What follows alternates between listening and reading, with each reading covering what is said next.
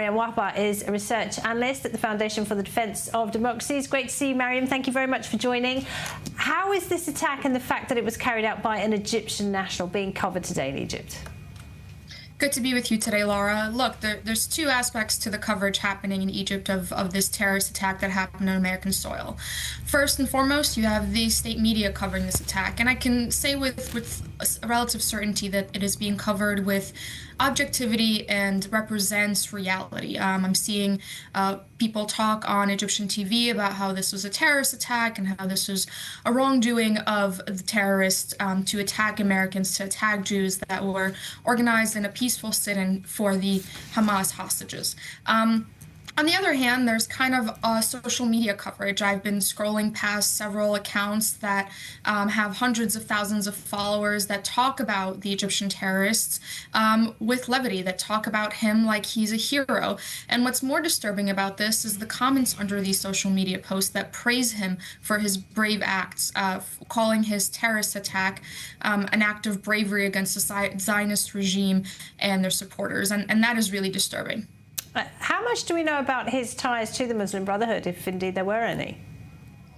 As of this morning, we don't have too much information, but there are things we can gather from the information that is available. Just this morning, a video was released from him that is allegedly videotaped of him on his way to conduct this terrorist attack. And he talks about how jihad is more important to him than his family, than anything more in his life than, pursuing jihad in the name of Allah.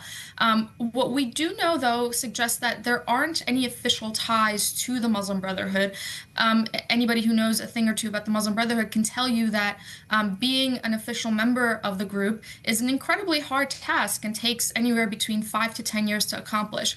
So I would have some skepticism about his ability to join the Brotherhood if he was located in Kuwait and then the United States. That being said, what we know from his social media suggests that he was sympathetic to the Brotherhood and its radical ideology. President Trump said during his first term that he was going to outlaw the Muslim Brotherhood in the United States. He never got round to it. Do you think that it's a possibility during his second term?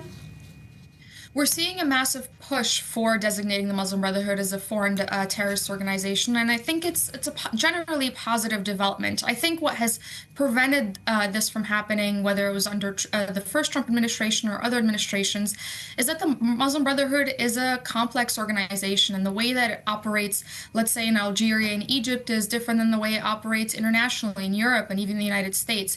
And the way that it operates so differently and so radically from country to country really prevents from a catch-all approach to designating it. Now, what we're seeing in the Senate and other U.S. elected officials do is try to target the most radical, the most active sects of the Brotherhood, and that is a positive development. Mariam, great to talk to you. Thank you. Mariam Wahba there at the FDD.